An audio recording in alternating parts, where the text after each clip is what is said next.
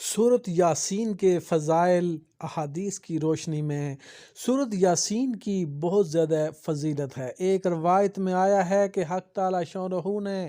سورۃ طٰہٰ اور سورہ یاسین کو آسمان و زمین کے پیدا کرنے سے 1000 سال پہلے پڑھا۔ جب فرشتوں نے سنا تو کہنے لگے، خوشحالی ہے اس امت کے لیے جن پر یہ قرآن اتارا جائے گا، اور خوشحالی ہے ان دلوں کے لیے جو اس کو اٹھائیں گے یعنی یاد کریں گے، اور خوشحالی ہے ان زبانوں کے لیے جو اس کی تلاوت کریں گے۔ حضرت سیدنا انس رضی اللہ تعالیٰ عنہ سے روایت ہے کہ رسول اکرم صلی اللہ علیہ وآلہ وسلم نے فرمایا، جو ایک مرتبہ سورۃ یاسین پڑھے گا اس کے لیے 10 مرتبہ قرآن پڑھنے کا ثواب لکھا جائے گا۔ حضرت سیدنا حسان بن عطیہ رضی اللہ تعالیٰ عنہ سے روایت ہے کہ حضور نبی اکرم صلی اللہ علیہ وآلہ وسلم نے فرمایا، تو رات میں سورہ یاسین کا نام معیمۃ ہے، کیونکہ اپنی تلاوت کرنے والے کو